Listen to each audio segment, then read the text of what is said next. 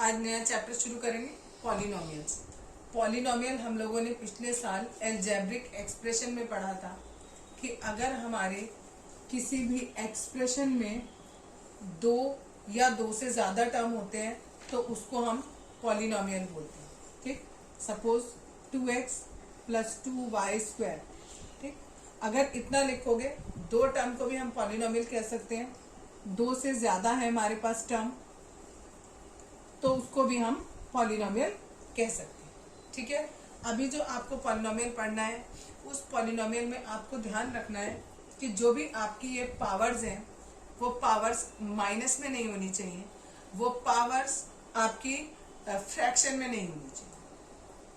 ठीक है, जितनी भी पावर है वेरिएबल के ऊपर, जितनी भी पावर है वो पावर जो है वो होल नंबर होनी चाहिए। ठीक है, पावर्स क्या होनी चाहिए, हमारी होल नंबर होनी चाहिए, तभी हम उसको पॉलिनोमियल बोलेंगे। अगर मैंने आपको ऐसे लिख दिया, x के ऊपर मैंने -1 लगा दिया, -1 is not a whole number. ठीक, होल नंबर कहाँ से शुरू होते हैं, हमारे 0 से शुरू होते हैं, 0 1 2 3 एंड सो ऑन। ठीक, अगर मैंने लिख दिया x की पावर 1/2 + y, तो ये 1/2 ये हमारा फ्रैक्शन होता है, ये हमारा होल नंबर नहीं होता, तो these are not polynomials. Polynomial क्या होंगे हमारे, जिसमें हमारी जो पावर है वेरिएबल की वो कितनी हो, होल नंबर होनी चाहिए। ठीक है, और in other way you can say that कि ये होल नंबर्स नहीं, अगर आप बोल रहे हो आप उसे, तो आप ये कह दो कि फ्रैक्शन में ना हो और नेगेटिव ना हो। ठीक है, तो आप उसे क्या कहोगे, पॉलिनोमियल कहोगे। अब बात आती है पॉलिनोमियल इन वन वेरिएबल। ठीक है,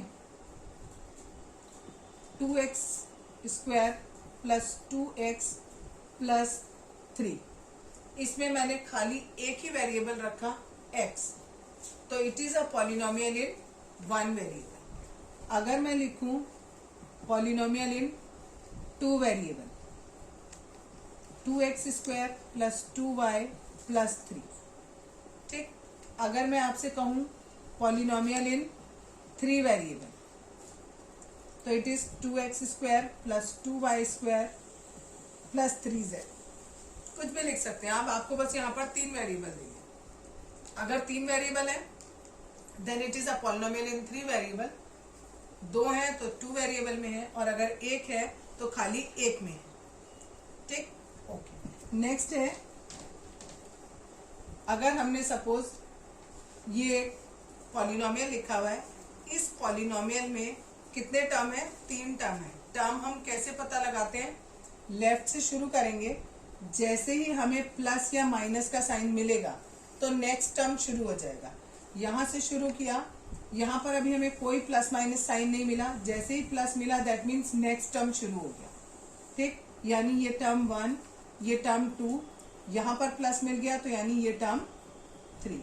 यानी इसमें कितने टर्म है, हमारे तीन टर्म है।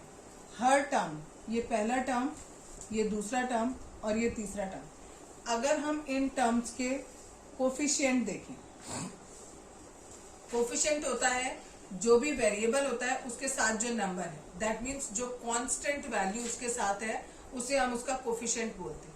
यहाँ पर कोफिशिएंट 2, यहाँ भी 2 और यहाँ पर खाली 1। अगर आपका सपोज करो यहाँ -2 होता तो हम कोफिशिएंट में -2 लिखते हैं।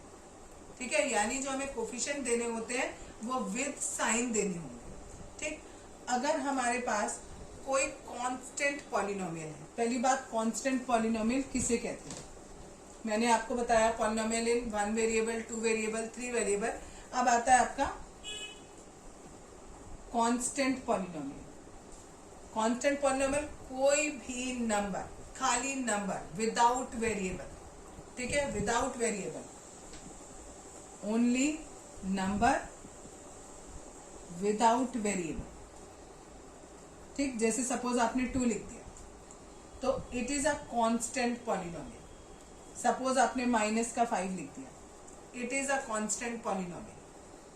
ठीक, और द कांस्टेंट पॉलिनोमियल 0, अगर मैंने खाली लिख दिया 0 तो इसको, ये कांस्टेंट पॉलिनोमियल तो है ही है, साथ में इट इज जीरो पॉलिनोमियल, इसको हम जीरो पॉलिनोमियल भी कहते हैं। क्लियर इतना?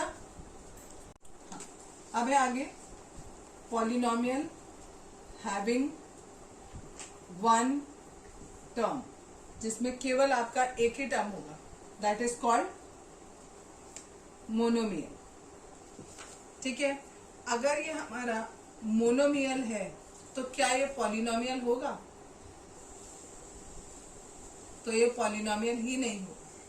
ठीक है, लेकिन फिर भी अगर कभी आ जाता है और कहते हैं कि अगर एक टर्म है तो उसको नाम क्या दोगे, तो उसको नाम हम मोनोमियल देंगे, but it is not a polynomial, क्योंकि पॉलिनोमियल में हमारे दो टर्म होते हैं, दो या दो से ज्यादा होते हैं। अगर किसी में दो टर्म है तो हम उसको बाइनोमियल बोलेंगे, अगर तीन टर्म है तो दैट इज ट्राइनोमियल।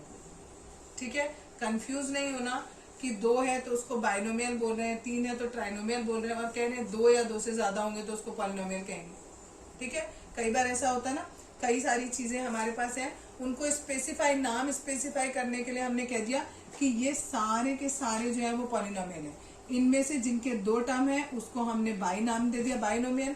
जिसके पास तीन टर्म है उसे हमने ट्राइनोमियल कह दिया, जिसके पास एक है उसको हमने मोनोमियल कह दिया, और इन मोनोमियल वाले को हम पॉलिनोमियल में ऐड नहीं करेंगे। केवल बाइनोमियल और ट्राइनोमियल या उससे ज्यादा टर्म होते हैं तो उसको हम पॉलिनोमियल में ऐड कर सकते हैं। ठीक है, नेक्स्ट पॉइंट है एक जो बहुत इंपॉर्टेंट चीज है, that is degree. Degree of polynomial. Degree of polynomial क्या होता है? Highest power. ठीक है, हाईएस्ट पावर जो होती है किसकी? Of a variable. सपोज आपने ऐसे लिखा हुआ है, अगर मैं इसमें पूछूं कितने वेरिएबल हैं, तो इसमें दो वेरिएबल हैं, एक x है और एक z है।